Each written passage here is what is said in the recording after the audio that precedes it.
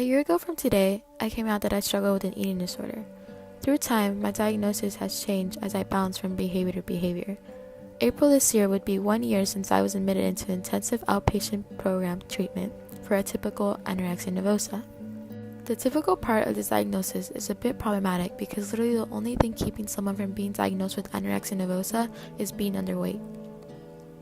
Many people, myself included, can feel that they aren't sick enough, that their eating disorder isn't as severe as those underweight.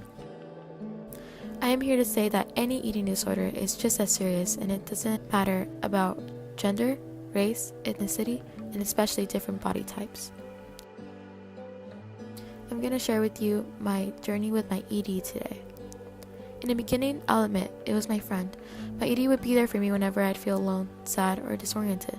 It was my way of coping and not dealing with the outside world. But although a good friend at one point, this disorder made me isolate from my friends, family. It even made me stop going to school and made me lose my motivation for everything, even my will to live. I can admit this now, as opposed to living in denial and romanticizing my disorder as my best friend that helped me cope with challenges I didn't want to face. For most of us who struggle with an ED, it's hard to tell this friend, who is our only means of survival, that they are causing us harm and malnourishment, that they are physically hurting us. Every eating disorder is a coping mechanism, and each serves a different function.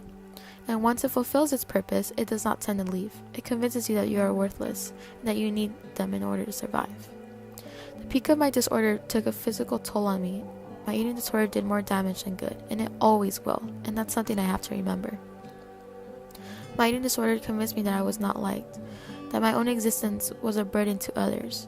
I wanted to shrink both physically and emotionally. I began to talk less, exist less, and I was convinced that I was undeserving of love, existing, and well, eating. I never realized what I was doing was a problem. I was diagnosed with bulimia nervosa before my anorexia, and I didn't realize what I was doing then. But with these new behaviors, I couldn't see that what I was doing was not only causing harm to myself, but was causing harm to people around me. Even being admitted to an IOP, intensive outpatient program, I went in knowing I didn't have a problem. It wasn't until I reached the weight I promised my best friend I would stop at until I realized I did have one. I remember breaking down and crying. 6 months of treatment was intense, and although it was the toughest months of my life, I don't regret it one bit. I got to share intimate moments with other folks and learn that this disorder wasn't about the food. You can't tell a person with an eating disorder to just eat or to just not throw up their food. You can't tell them that they don't look like they have an eating disorder.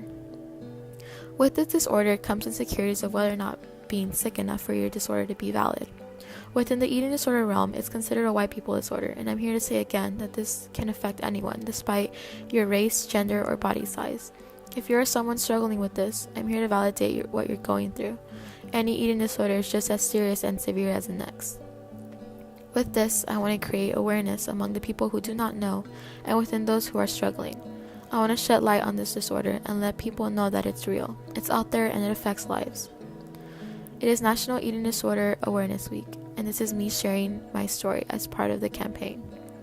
I won't end this on a fake bright note. I do struggle every day despite the 6 months of treatment that I received. Every week is a new battle.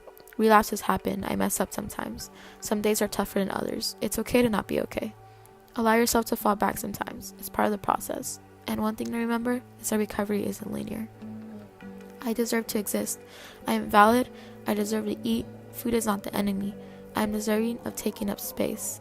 And I'm just as wonderful as every single one of you. Thank you.